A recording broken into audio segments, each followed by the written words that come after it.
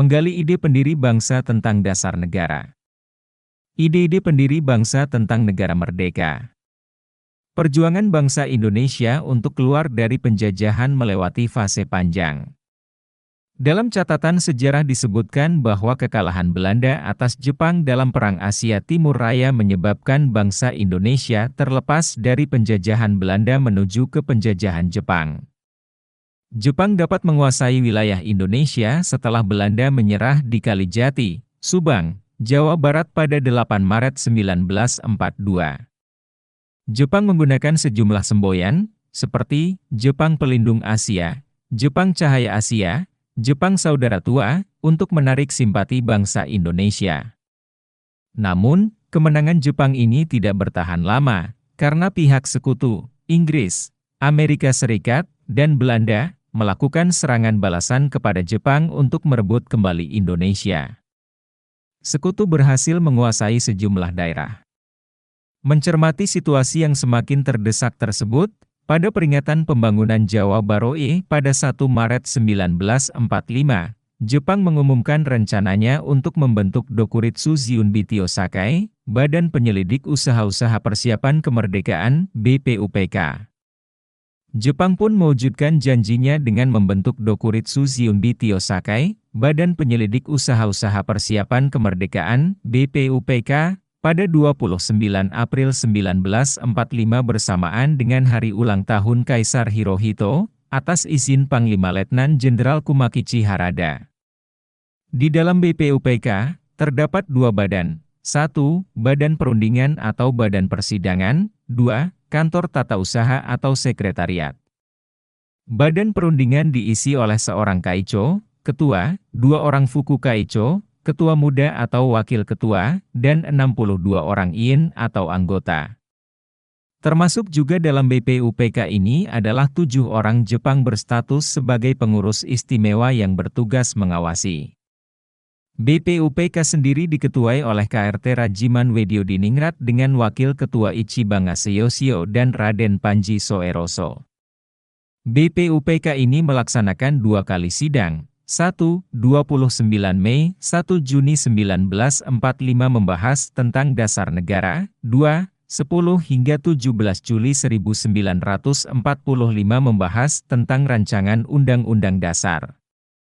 Berdasarkan sejumlah naskah, ada sejumlah tokoh yang turut menyampaikan pidato pada sidang pertama BPUPK, 29 Mei, 1 Juni 1945.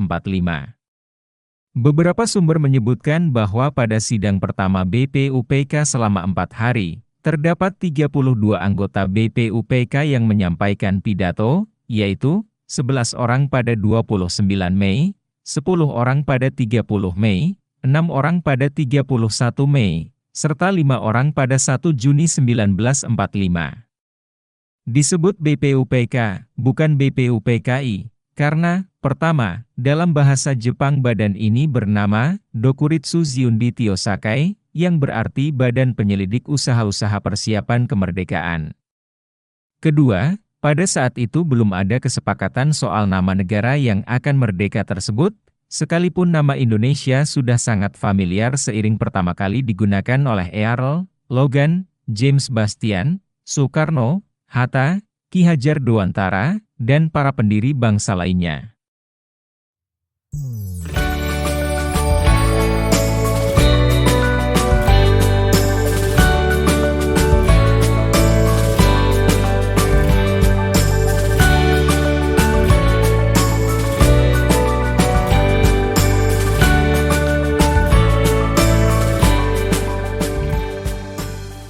Koleksi Pringgodigdo menyebutkan beberapa nama yang berpidato pada 29 Mei 1945, yaitu Margono, Sosrodiningrat, Sumitro, Wiranata Koesoema, Woerjaningrat, Suryo, Soesanto, Sudirman, Dasaad, Rooseno, dan Aris.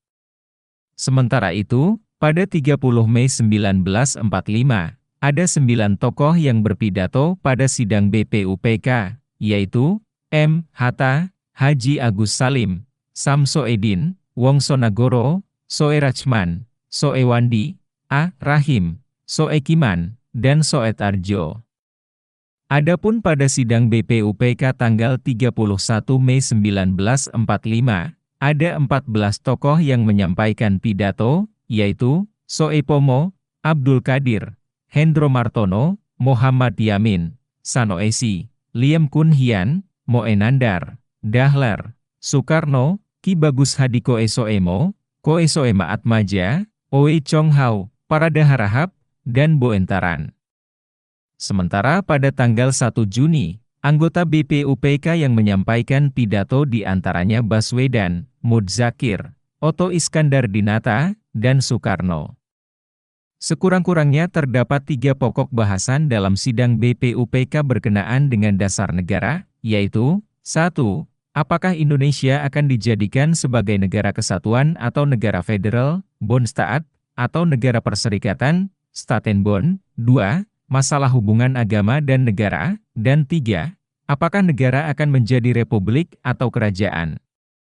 Selain mendiskusikan secara lisan, pidato, para anggota BPUPK juga diminta memberikan usulan secara tertulis untuk kemudian diserahkan ke sekretariat atau kantor tata usaha. Untuk menampung berbagai usulan pemikiran para pendiri bangsa, dibentuklah panitia kecil yang berjumlah 8 orang.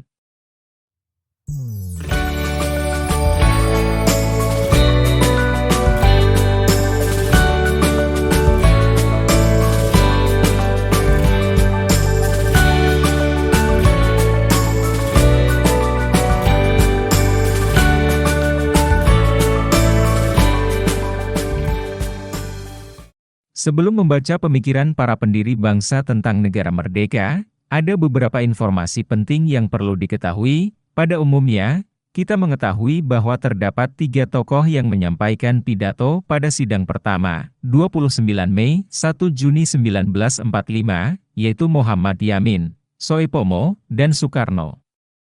Namun, tahukah kamu bahwa tokoh lain juga berpidato, seperti Sumitro, Margono, Sanusi, Sosrodiningrat, Wiranata Kusuma, dan lain sebagainya. Hal tersebut karena anggota BPUPK ditugaskan untuk membahas dasar negara, bukan sekedar menjadi pendengar pasif. Dokumen otentik tentang jalannya persidangan BPUPK sempat dinyatakan hilang. Sebelumnya, yang menjadi rujukan utama adalah naskah persiapan Undang-Undang Dasar 1945 karya Muhammad Yamin. Ada 2 dokumen penting terkait dengan dokumentasi sidang BPUPK. Pertama, dokumen Mr. A.G. Pringgodigdo adalah arsip berupa notula tulisan tangan dan catatan stenografi yang dikerjakan oleh staf kemudian diserahkan kepada Mr. A.G. Pringgodigdo yang menjabat sebagai Wakil Kepala Kantor Tata Usaha BPUPK yang bertugas mendokumentasikan jalannya sidang. Kedua, dokumen Mr. A.K. Pringgodigdo adalah catatan dari Mr. A.K. Pringgodigdo selaku pegawai tinggi Gunseikan, Panglima Tentara Militer Jepang, yang hadir dalam sidang BPUPK dan PPKI guna membuat dokumentasi untuk selanjutnya diinformasikan kepada Gunseikan. JCT Simorangkir saat menyusun disertasi doktoralnya menemukan data mengenai sidang BPUPK di Allgemeine Rijksarchief, kini National Archive.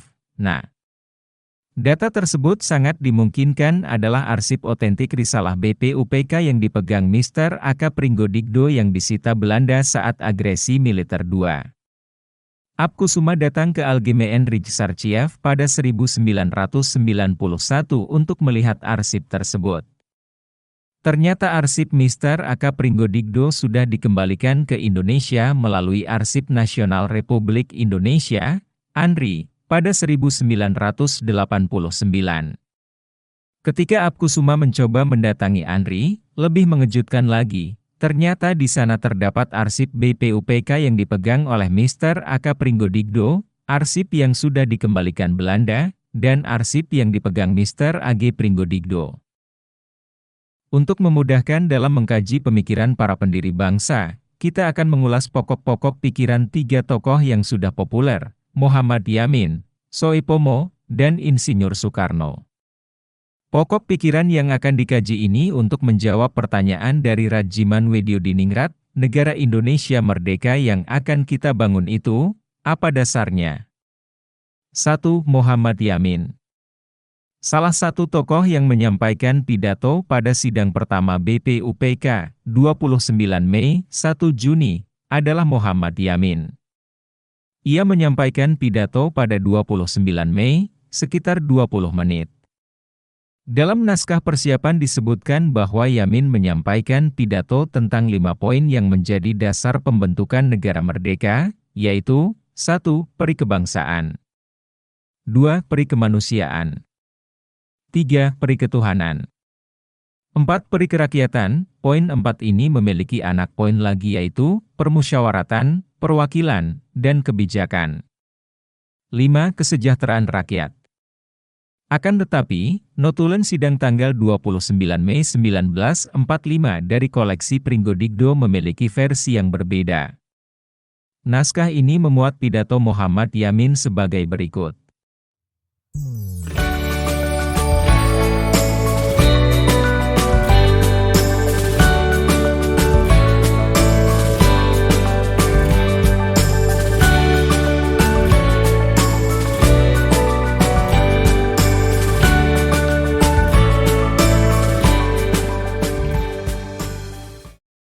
Selain itu, Muhammad Yamin disebutkan membuat konsep tertulis tentang Indonesia Merdeka, yang isinya berbeda dengan isi pidatonya. Dalam konsep tertulisnya, Muhammad Yamin menuliskan 5 poin bagi Indonesia Merdeka, yaitu A. Ketuhanan yang Maha Esa, B. Kebangsaan Persatuan Indonesia, C. Rasa kemanusiaan yang adil dan beradab, D. Kerakyatan yang dipimpin oleh hikmat kebijaksanaan dalam permusyawaratan perwakilan, E. Keadilan sosial bagi seluruh rakyat Indonesia. Demikian salah satu cuplikan pidato Soepomo dalam sidang pertama BPUPK pada 31 Mei 1945. Ia merupakan tokoh penting dalam merumuskan dasar negara. Pada 31 Mei 1945, Soepomo juga menyampaikan pidato di BPUPK. Soepomo berbicara mengenai struktur sosial bangsa Indonesia yang ditopang oleh semangat persatuan hidup, semangat kekeluargaan, keseimbangan lahir batin masyarakat, yang senantiasa bermusyawarah dengan rakyatnya demi menyelenggarakan keinsyafan keadilan rakyat. Nugroho Noto Sutanto menafsirkan bahwa Soepomo menyampaikan 5 dasar bagi negara merdeka, yaitu 1. Persatuan, 2. Kekeluargaan, 3. Keseimbangan lahir dan batin, 4. Musyawarah, 5. Keadilan rakyat. Dalam pidato ini, Soepomo juga menyebutkan mengenai aliran pikiran, Staat Sidee, Indonesia nantinya, yaitu negara yang integralistik. Dalam konteks hubungan agama dan negara, Soepomo memiliki pandangan yang sama dengan pidato pemikiran Muhammad Hatta pada 30 Mei 1945, yaitu pemisahan agama dan negara. Urusan keagamaan harus dipisahkan dengan urusan kenegaraan. Mari kita baca beberapa pokok pikiran yang disampaikan Soepomo pada sidang BPUPK tanggal 31 Mei 1945, yang dimuat dalam naskah persiapan karya Muhammad Yamin. Selain itu, Soepomo juga membicarakan soal struktur dan karakteristik bangsa Indonesia, di mana negara Indonesia merdeka harus merujuk pada karakteristik bangsa Indonesia tersebut. Struktur masyarakat Indonesia dalam hemat Soepomo adalah bercita-cita pada persatuan hidup, keseimbangan lahir dan batin, senantiasa bermusyawarah, dan kekeluargaan. Di bagian lain pidatonya, Soepomo juga menyebut agar warga negara cinta tanah air. Soepomo juga mengutip Panca Dharma Pasal 2 yang berbunyi, kita mendirikan negara Indonesia yang makmur, bersatu, berdaulat, adil.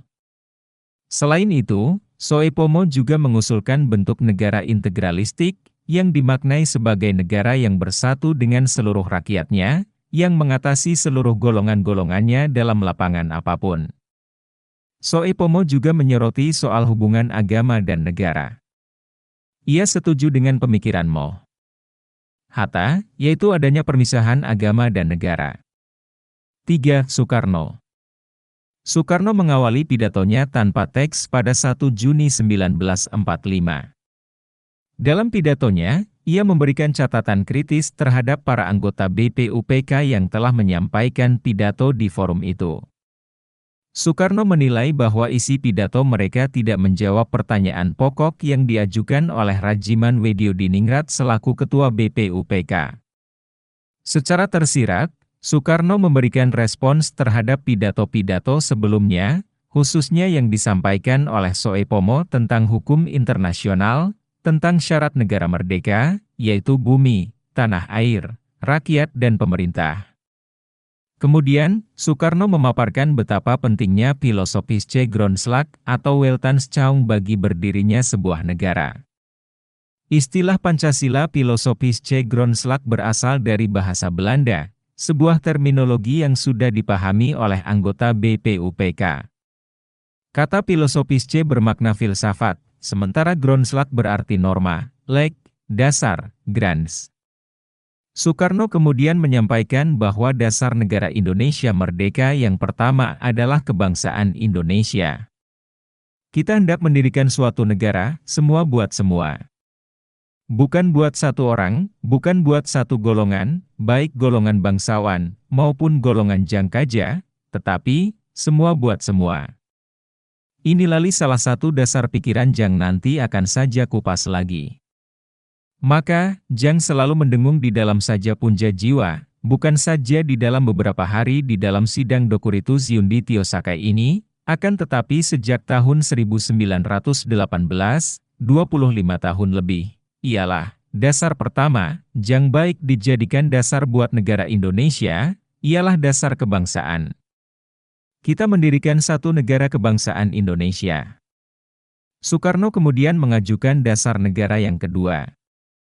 Kita bukan saja harus mendirikan negara Indonesia merdeka tetapi kita harus menuju pula kepada kekeluargaan bangsa-bangsa. Justru inilah prinsip saja Jang kedua. Inilah filosofis prinsipe Jang nomor 2, Jang saja usulkan kepada tuan-tuan, Jang boleh saja namakan, internasionalisme.